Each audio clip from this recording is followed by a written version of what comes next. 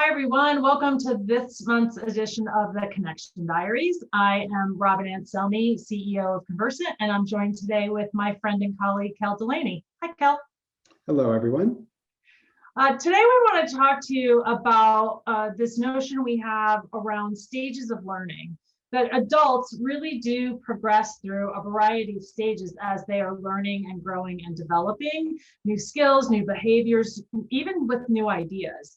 At the very bottom of the stages of learning is arrogance. I kid all the time that I know none of us got up this morning and thought, like, arrogant, that feels like a great strategy. And yet, I'm betting a whole lot of us have sat in a meeting today even where we thought, yeah, I've heard this before. Welcome to arrogance. So arrogance is, we define it as letting what you already know get in the way of what you could learn. The next level of stages of learning is insight. That's when you have the aha moments, but it's not until you turn that into action, which is the next stage in stages of learning, that you really start to embody that change and take it on.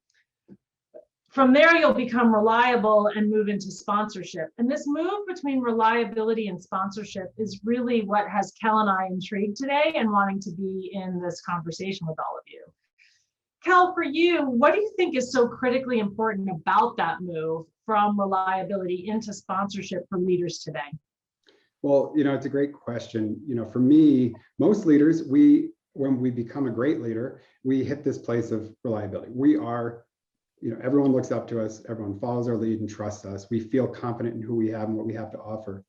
And in reliability, the focus is often on efficiency. But when you're in a world that's less predictable, when you have a pandemic hitting, when you have all the uncertainty around going back to the office or not, and all the changes in the world that are happening, you become more and more strained. I mean, most of you can probably relate to this idea of, I don't have enough time. I'm constantly overworked. I cannot possibly do everything that's on my plate.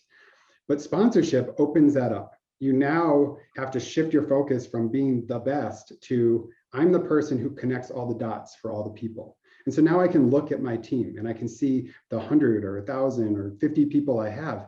Each of those people has their own perspective, their own experience, a depth of wisdom and creativity that is just waiting there.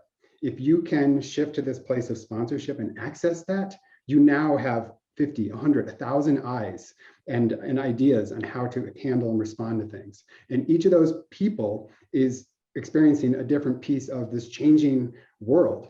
And so that shift, it's a real challenge, going from the control and that efficiency and feeling confident in that is comfortable. To let that go and to create a connected leadership style that accesses and pulls out the best of all the people who work for you, that's the real challenge. But that's also the opportunity that we all have as leaders, if we can embrace that challenge. I think so much of that challenge really is trying to figure out how to get my thinking into the room when my body isn't there, right? So how do I have people in the organization, and again, to your point, Cal, whether that's a 50 or a 50,000 person organization, how do I have the people in the rooms caring about the thing, all caring about the same things, so that we really are moving the organization in a way that's consistent with the strategy and the culture that we're trying to create? Okay, so here's a trick question. So as a CEO, what do you think I'm reliable for that I should be paying attention to moving into sponsorship? So just if we use our Conversant as an example, what would you say that's true for us? I think you are incredibly reliable for tracking all the pieces, making sure we have a plan, making sure that we follow through. But that often leads to a lot of stress on you and people turning to you, looking to you for that leadership, to make those decisions, to turn things into a plan, to hold us accountable. But there are a whole group of us here who are willing and able, and if there is space for us to step into to do that, to take on some of that, it's a muscle we'll have to learn. And the challenge for us is to learn how to be more accountable and create plans and follow through together and support each other in that. The challenge for you, though, is to shift to, how do I coach all of these people? How do I create the space and let them fail and learn their way into how into doing that and being that way to at the level that you've been able to master and become reliable for. Well, thank you. I love that, and I hate that all at the same time. It reminds me of the story I tell often. Both my children played volleyball. When Grace was playing volleyball, she's my oldest. She was playing on the six-man team on the back row, six-person team on the back row, and she stepped into the front row to get a ball that one of the other teammates was about to drop, and the coach yelled at her.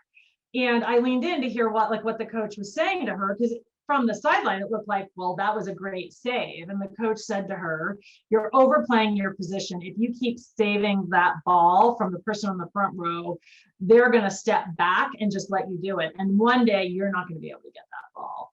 And so that's, I think, what you're telling me here is one day I'm not going to be able to get that ball. I've got to let a few maybe drop or give some different coaching to folks. And you're right. It's so hard because you can see where it's going to go. And sometimes it just feels easier to step in. It is easier if I'm focused on the efficiency in the moment, but if we really are paying attention to how do we as an organization grow, that means it might take an extra step, but really great to have somebody else step in and learn how to do that.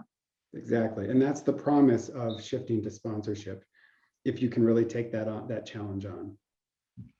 Well, we think that this is a critical skill for leaders to learn, particularly as you look at being a connected leader in a system and really being able to connect all those dots. So if you want to learn more about that, check out the Vitality Imperative and our take on connected leadership. Thanks, everybody, for being here, and we'll see you again next month. Thanks, everyone.